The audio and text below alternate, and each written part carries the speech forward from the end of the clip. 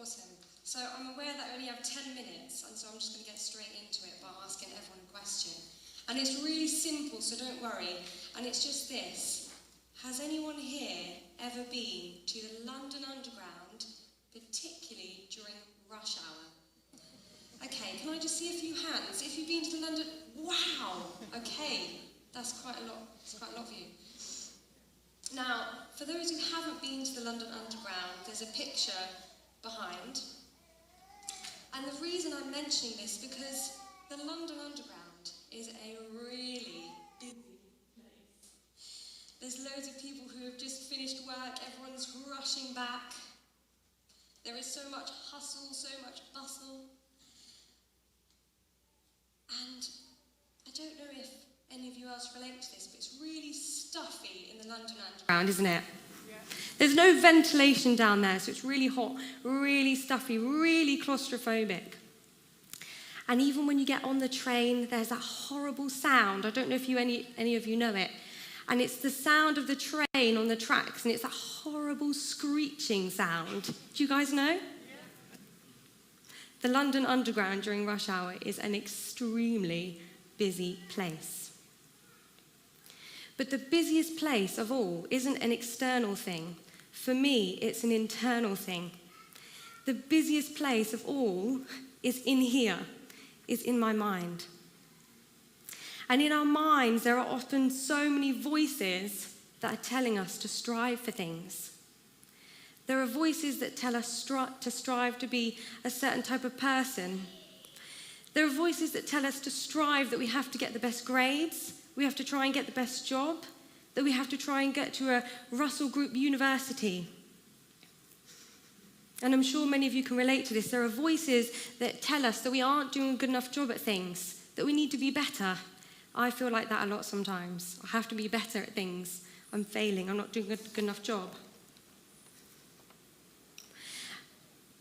Our minds are busy places. And my question to everyone here is your mind a busy place at the moment? Is your mind a busy place at the moment? If that's you and you're thinking, yes, my mind is a busy place at the moment, there is such good news. And when my mind has been in that place of restlessness, there's been one verse which has spoken to me. And that verse is, it's going to come up on the screen behind. It's be still and know that I am God. Be still and know that I am God. Now, I know this is a really well-known verse. Many of you have probably seen it on notebooks and T-shirts. It's one of those popular Christian verses that you see scattered around everywhere. But this is a significant verse to me, which God has been speaking to me about. And I want to share it with you all today. But before I do, just for a bit of context, this verse initially spoke to the Israelites, which were God's people, and they were under this constant, crippling threat from surrounding enemy nations. They were in a restless place. And actually, the beginning of that verse, be still, can be translated into cease striving. When the Israelites were in this place of constant fear and constant chaos, God wasn't telling the Israelites to go and take action and know that I'm God. He was saying, be still and know that I am God. Now, I know for many of us, we aren't in a physical war like that, but we are in an internal war. I'm sure many of you relate to this. There's a war inside our minds going on. And in that place, in that restlessness, God says to us, be still and know that I am God. Now, a few weeks ago, I was on holiday and I went to Bournemouth. And the place where I was staying had a swimming pool.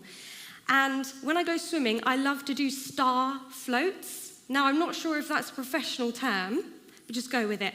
So what a star float is, you lie on your back like this, and you let the water hold you up. But for a long time, I couldn't master the star float. And I realized what I was doing wrong. I realized that I was so scared that the water wouldn't hold me up. I was tensing my muscles and I would sink. And then I realized if I relax my muscles and I trust that the water's going to hold me up, then I float. And I think this is a little bit what God is saying to us when he says, be still. And when we feel our minds are in that restless place with all those voices telling us, all we need to do is we need to lean back into his arms and trust him. I think when God commands us to be still, he is also reminding us of who we are. We're human, and we forget that sometimes. And God doesn't always require us to move or take action. He requires us to be still and know that he is God. He is in control, not us. Now, God calls us to be still, but also to know that I am God. And how do we know who God is? How do we know what he's like? Well, we look to Jesus. It is through Jesus' life, death, and resurrection that we see the perfect picture of who God is.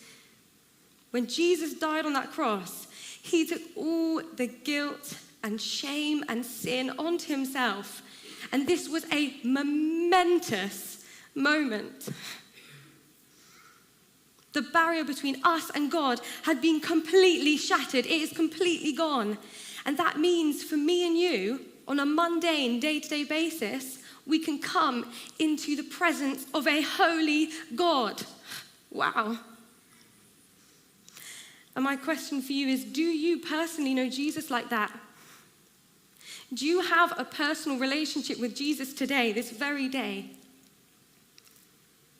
If not, he wants to invite you to have a relationship with you. He is craving a personal relationship with you. And it's only in that place of knowing Jesus and having a personal relationship with him where you find true stillness for your mind. It is in that place of knowing Jesus where you can cease striving, where you can relax. The key to a still mind is fully knowing Jesus, but also trusting that he is in control, not you. You're not in control, he is. Now, as I start to draw to an end, I just want to share some things that practically help me to live this verse out. Be still and know that I am God. And the first thing, number one, is to go to a quiet place. It's as simple as that. Sometimes removing yourself from all the external noise that you've got going on around you and taking yourself to a quiet place can really quiet your mind. So I like to go on a walk in some fields around my house. And when I'm there, every time, without fail, God speaks to me, even if it's in the smallest way. He always speaks to me. And number two is remind ourselves of truth. Sometimes when our minds are in that restless place, it's so easy to forget who God is. And so what I do when I'm going throughout my day is I just repeat simple truths over myself. I just whisper to myself, Lord, you are powerful. Lord, you are in control.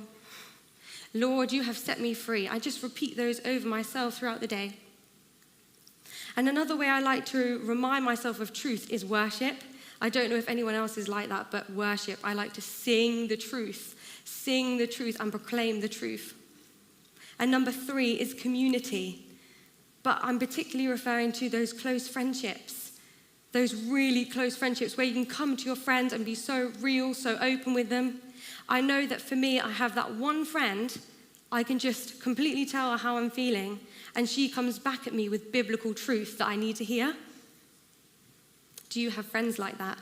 If you don't, pray, and God will give you friends. I prayed, and the Lord gave me friends.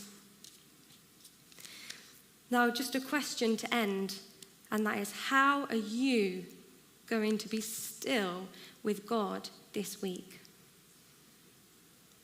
I just want to share a really quick story. And that was 2 Sundays ago. I was coming to church, and my mind was in that really restless place. And I prayed in the car on the way here, and I said, Lord, please can you help me to slow down? I need your rest because I don't feel restful. And it was only after the church service that I realized how God answered my prayer. And it was in the most unexpected way. And it was a little boy, he came up to me just at the back, and he wanted to play some games with me. And then he wanted to walk, so we went on little walks just up and down the back, and obviously it was very slow because he was only about 1 or 2. So we went on these very slow walks like this, very, very slow. And that was how God slowed me down, because I had to be present with this little boy and play with him.